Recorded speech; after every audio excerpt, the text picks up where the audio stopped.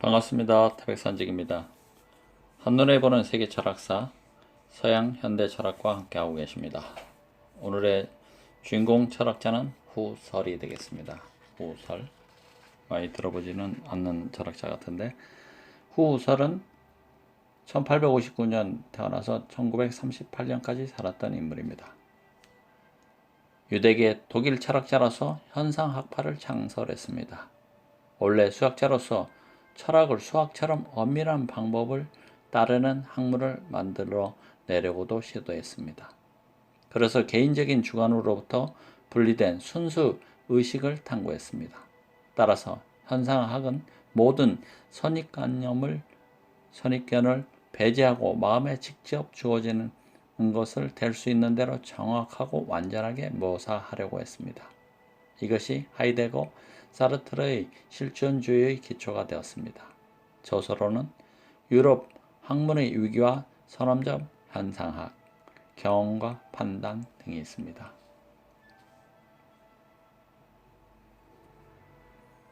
현상학은 모든 선입견을 배제하고 마음에 직접 주어지는 것을 될 수 있는 대로 정확하고 완전하게 묘사하려고 했던 것이라고 합니다.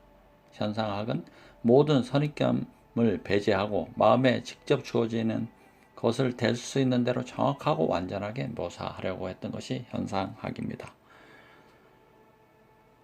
후설, 독일 철학자 현상학파를 창설한 사람입니다. 다시 한번 굉장히 어렵기 때문에 다시 한번 현상학은 모든 선입견을 배제하고 마음에 직접 주어지는 것을 될 수 있는 대로 정확하고 완전하게 묘사하려고 했다. 개인적인 주관으로부터 분리된 순수 의식을 탐구하는 학파가 현상학파입니다. 엄격하고 절대적인 철학을 찾아서 연구한 철학자가 후설입니다. 엄격하고 절대적인 철학을 찾아서 라는 제목으로 현상학을 창시한 철학자 후설에 대해서 알아보도록 하겠습니다. 후설은 1859년에 태어나서 1938년까지 살았던 독일의 철학자로서 19세기를 유럽 학문의 위기로 진단하고 대안으로 현상학을 주창했습니다.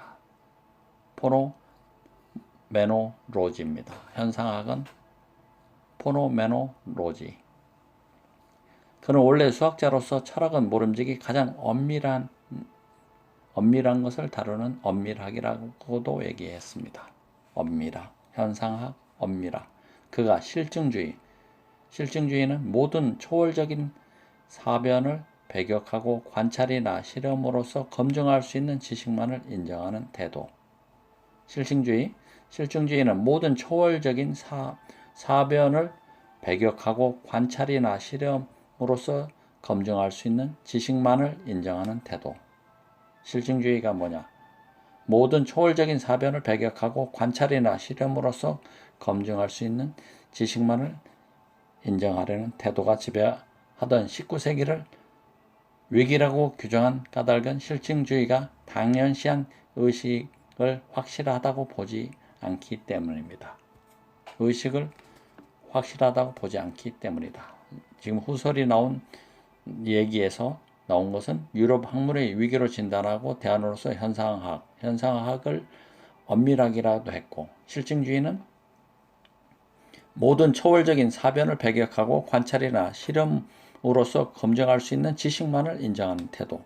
모든 초월적인 사변을 배격하고 관찰이나 실험으로서 검증할 수 있는 지식만을 인정하는 태도였는데, 19세기를 위기라고 규정한 까닭은 실증주의가 당연시한 의식을 확실하지 않다고 봤기 때문입니다.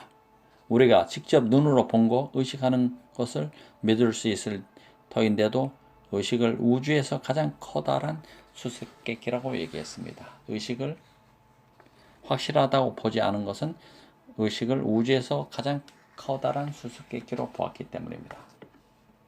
나라는 주체가 있고 내 앞에 사물이 있다면, 즉 어려운 말로 의식 주체가 있고 의식 대상이 있다면 나는 대상을 관찰하고 의식합니다.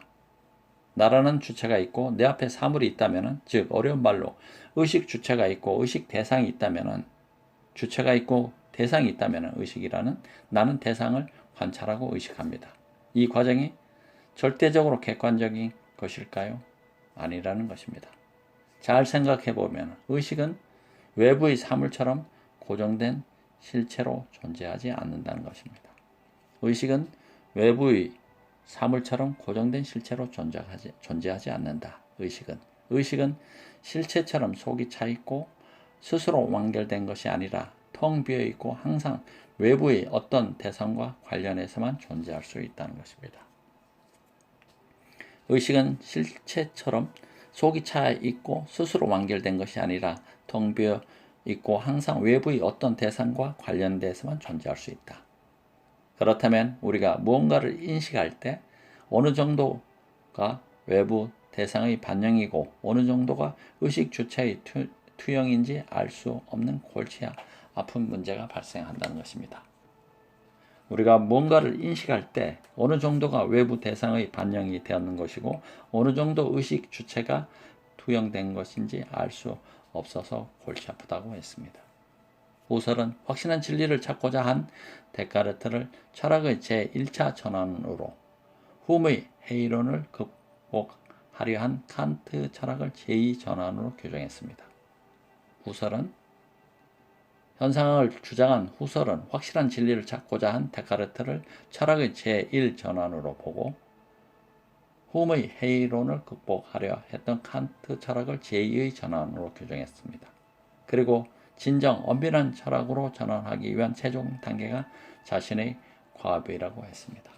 진정 엄밀한 철학으로 전환하기 위한 최종 단계가 자신의 과업이었다. 그런데 현상학이니 엄밀학이니 하는 말이 매우 어렵습니다. 쉽게 말해 현상학은 자기를 밝게 드러내는 학문이고 엄밀학은 수학처럼 엄밀한 방법을 따르는 학문입니다. 현상학, 자기를 밝게 드러나는 학문. 현상학은 자기를 밝게 드러나는 학문이고 엄밀학은 수학처럼 엄밀한 방법을 따르는 것이다. 그래서 현상학은 모든 선입견을 떠나서 마음에 직접 주어지는 것을 될 수 있는 대로 정확하고 완전하게 기술 문장으로 적음으로 하는 데 목표를 둡니다. 현상학은 모든 선입견을 떠나서 마음에 직접 주어지는 것을 될 수 있는 대로 정확하고 완전하게 기술, 문장으로 적는 것을 목표로 한다. 현상학, 모든 선입견을 떠나고 마음에 직접 주어지는 것을 될 수 있는 대로 완전하게 기술, 문장으로 적는 데 목표를 두었다. 후설의 현상학은 지각의 현상학을 쓴 프랑스 철학자 메를로 퐁티에게로 이어져서 20세기 철학의 큰 흐름을 만들었습니다. 후설의 현상학은 지각의 현상학을 쓴 프랑스 철학자 메를로 퐁티에게로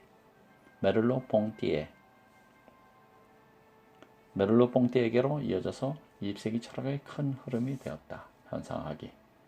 요즘에는 후설의 르네상스라는 말이 나올 정도로 현상학은 시대의 새로운 사상으로 각광받고 있다. 후설의 르네상스란 말이 나올 정도로 현상학이 시대의 새로운 사상으로 각광받고 있다고 합니다. 빈 콜라병이 신의 선물이라고. 두 번째 이야기는 빈 콜라병이 신의 선물이라고. 칸트는 우리 눈에 비치기 이전의 사물, 즉 물 자체의 진짜 모습이 어떤지 알 수 없다고 했습니다. 칸트는 우리 눈에 비치기 이전의 사물인, 즉 물 자체의 진짜 모습이 어떤지 알 수 없다고 했습니다. 인간의 감각기관은 사물을 있는 그대로 비추지 못하는 오류를 저지르고 있기 때문입니다. 인간의 감각기관은 사물을 있는 그대로 비추지 못하는 오류를 저지르고 있다. 또 흉은 지금까지 일어나지 않는 일이라고 해서 내일도 일어나지 않으리라고 장담할 수 없다고 했습니다. 현실이 이렇다면 확실히 타당한 이론이나 학문을 세우기는 절대 불가능합니다.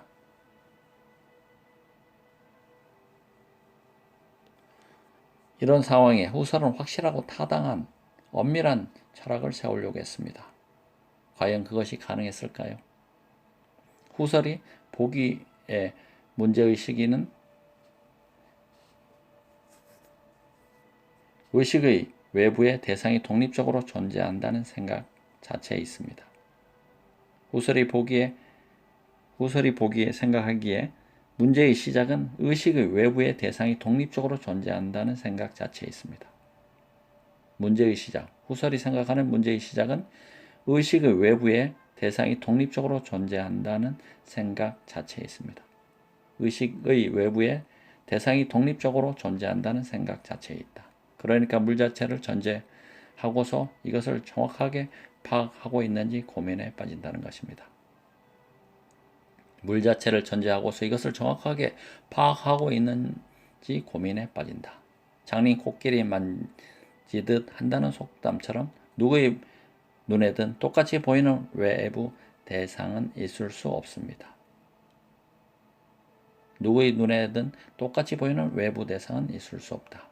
원뿔 모양의 도형도 옆에서 보면 삼각형이지만 밑에서 보면 둥근 원입니다. 원뿔 모양의 도형도 옆에서 보면 삼각형, 밑에서 보면 둥근 원. 이처럼 외부 대상은 우리에게 항상 본질의 일부만을 보여줄 뿐인데 눈에 보이는 게 전부 아니라고 생각하면 된다는 것입니다. 그러면 어쩌면 좋을까요? 후설은 물체와 나타나는 현상을 구별했습니다. 후설은 물체와 나타나는 현상을 구별했다. 그리고 물 자체에 대한 판단을 중지하고 오로지 현상에만 집중했다. 후설은 물체와 나타나는 현상을 구별했다. 그리고 물 자체에 대한 판단을 중지하고 어떤 물체에 대한 판단을 중지하고 오로지 현상에만 집중했습니다. 그래서 현상학이라 부릅니다. 애당초 알 수 없는 사물 자체에 대해서 왈가왈부 따지지 말라는 것이죠. 이것이 후설이 판단한 판단 중지입니다. 판단 중지는 말 그대로 물 자체에 대한 판단을 중지하고 판단 중지 이후에 나타나는 세계를 기술하자는 것입니다. 판단을 중지한 이후에 세계를 바라보면 무엇이 달라질까요? 세계는 달라질 게 없습니다. 다만 의식에 떠오르는 세계만이 존재합니다. 판단을 중지한 후 세계를 바라본다고 해서 달라지는 것은 없는데 다만 의식에 떠오르는 세계만이 존재한다는 것입니다. 의식에 떠오르는 세계만이 존재한다. 그러면 애초의 문제, 즉 물 자체와 관념의 차이에서 생긴 고민이 사라집니다. 그래서 물 자체와 관념의 차이에서 생긴 고민이 사라진다. 원뿔 모양의 도형으로 말하자면 우리가 원뿔을 아무리 잘 관찰해도 한쪽 면만 볼 수밖에 없기 때문에 여러 시점에서 관찰이 필요하고 그것이 우리의 의식 안에서 종합되면 비로소 원뿔을 경험하게 된다는 것입니다. 원뿔에 의해서 보듯이 아무리 잘 관찰해도 한쪽 면만을 볼 수밖에 없기 때문에 여러 시점에서 관찰이 필요하고 그것이 우리 의식 안에서 종합되면 비로소 원뿔을 경험하게 된다는 것입니다. 하지만 의식에 떠오르는 세계만이 존재한다고 해서 우리 밖의 세계가 존재하지 않는다고 착각해서는 곤란하다는 것입니다. 하지만은 의식에 떠오르는 세계만이 존재한다고 해서 우리 밖의 세계가 존재하지 않는다고 착각해서는 안 된다는 것입니다. 곤란하다는 것입니다. 이렇듯 외부 세계의 대상물들은 항상 어떤 의미로 인간의 의식에 인식되고 있습니다. 외부 세계의 대상물들은 항상 어떤 의미든 인간의 의식에 인식되고 있다. 대상물은 항상 어떤 의미로 인간의 의식에 인식되고 있다. 의식에 인식되고 있다.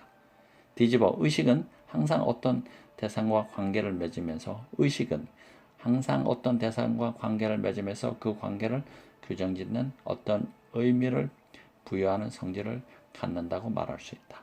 그 관계를 규정짓는 어떤 의미를 부여하는 성질을 가지고 있다. 이런 의식의 특성을 후설은 지향성, intentionality라고 부릅니다. 예컨대 영화 부시맨에서 비행기 조종사가 떨어뜨린 빈 콜라 병을 부시면은 신의 선물로 생각합니다. 조종사에게 빈 병은 그저 쓰레기일 뿐인데 부시맨에게는 다툼을 벌일 정도로 귀중한 물건입니다. 같은 물건을 놓고 조종사와 부시맨이 서로 다른 의미를 부여하고 있는 것입니다. 다른 의미를 부여한다. 즉, 다른 사람이 그 병을 본다면 어떤 용액을 담을 수 있는 용기로 볼지도 모릅니다. 여러분이 잘 아는 프랑스 작가 생테지페리의 어린 왕자를 보면은 첫 부분에 어떤 그림이 있죠? 처음 그림을 본 사람이라면 대부분 모자를 떠올릴 것입니다. 하지만 코끼리를 잡아먹은 보와 뱀을 그린 것이죠. 인간은 지향성으로 인해 자신에게 주어진 약간의 정보를 근거로 대상을 의식합니다. 인간은 지향성으로 인해서 자신에게 주어진 약간의 정보를 근거로 대상을 인식한다. 지향성이란 것은 의식의 특성을 지향성이라 했다. 의식은 항상 어떤 대상과 관계를 맺으며 그 관계를 규정짓는 어떤 의미를 부여하는 성질을 갖는다고 했는데 이런 의식의 특징을 지향성이라 했습니다. 의식은 항상 어떤 대상과 관계를 맺는다. 의식은 항상 어떤 대상과 관계를 맺으며 그 관계를 규정짓는 어떤 의미를 부여하는 성질을 갖는데 이걸 지향성이라 했습니다. 그래서 인간은 지향성으로 인해서 자신에게 주어진 약간의 정보를 근거로 해서 대상을 의식한다. 그리고 그 의식이 확실하다고 믿습니다. 이러한 선입견 때문에 절대 진리를 인식할 수 없다는 것입니다. 약간의 정보를 가지고 대상을 인식하는 인간이 그것을 확실하다고 믿고 그 선입견 때문에 절대 진리를 인식할 수 없다. 그래서 진리에 접근하기 위해서는 선입견에서 벗어나야 된다. 선입견에서 벗어나야 하는 것이다. 땡땡이, 공공이 있다는 전제를 밀어내고 대상을 의식 안의 현상으로 가져다 놓아야 한다는 것입니다. 뭐뭐가 있다는 전제를 밀어내고 대상을 의식 안의 현상으로 가져다 놓아야 한다는 것입니다. 의식 안의 현상으로 가져다 놓아야 한다는 것이 현상입니다. 이것을 현상의 환원이라고 합니다. 여기서 환원이란 경험을 다른 모든 것으로부터 분리시킨다. 환원이라는 것은 경험을 다른 모든 것으로 분리시킨다는 뜻입니다.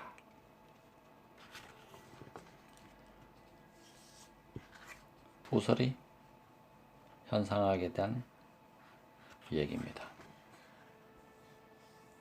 후설의 현상학 질의응답 시간입니다.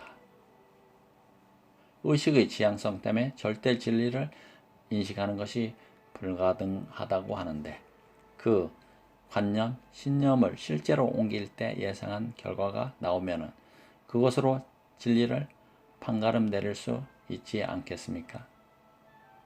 질문상을 다시 한번 보면 의식의 지향성 때문에 절대 진리를 인식하는 것이 불가능하다고 했는데 그 관념, 신념을 실제 행동으로 옮길 때 예상한 결과가 나오면 그것으로 진리를 판가름 내릴 수 있지 않다는 생각이 듭니다.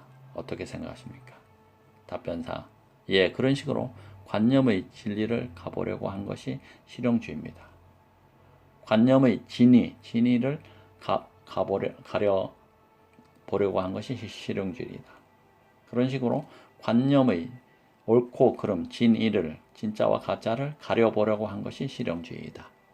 콜라병을 신의 물건으로 숭배하는데 거기서 무슨 신통력이 발휘되지 못한다면 잘못으로 판단 내릴 수 있습니다.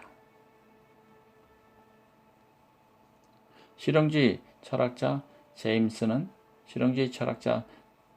이런 예를 들었습니다. 숲속에서 길을 잃고 헤매던 사람이 소의 발자국을 발견하고는 이 발자취를 따라가면은 인가가 나올 것이라고 예상합니다. 실제 발자취를 따라가니 진짜로 인가가 나왔습니다. 이런 경우 그 관념은 예상한 결과가 일치함으로 진리가 된다고 합니다. 기존의 철학에서는 우리의 생각이나 판단이 사실이나 대상과 일치할 때 그것을 진리라고 하는데 대응설 기존의 철학에서는 우리 생각이나 판단이 사실이나 대상과 일치할 때 그것을 진리라고 하는데 대응설이라고 합니다. 실용주의에서는 관념은 행위를 통해 검증됨으로써 비로소 진리를 가린다고 합니다. 실용주의는 관념은 행위를 통해서 실용주의는 관념은 행위를 통해서 검증됨으로써 비로소 진리를 가린다고 합니다. 또 기존의 새로운 지식, 판단은 기존의 판단 체계에 모순 없이 부합되면 그것을 진리라고 하는데 정합설. 새로운 지식 혹은 판단이 기존의 판단 체계에 모순 없이 부합되면 그것을 진리라고 보는 것은 정합설. 실용주의에서는 관념이 행위를 인도해가는 과정에 별다른 모순이 없고 순탄하게 진행되어 목표에 도달하는가를 진리로 가립니다. 실용주의에서는 관념이 행위를 인도해가는 과정에 별다른 모순이 없고 순탄하게 진행되어 목표에 도달하게 되면 진리를 가리게 된다. 실용주의는 관념이 행위를 인도해가는 과정에 별다른 모순이 없고 순탄하게 진행되어 목표에 도달하면 진리를 가린다. 이렇게 행위나 실천을 매개로 해야 진리가 가능하다고 보는 관점은 기존의 진리관과 확연히 다릅니다. 그래서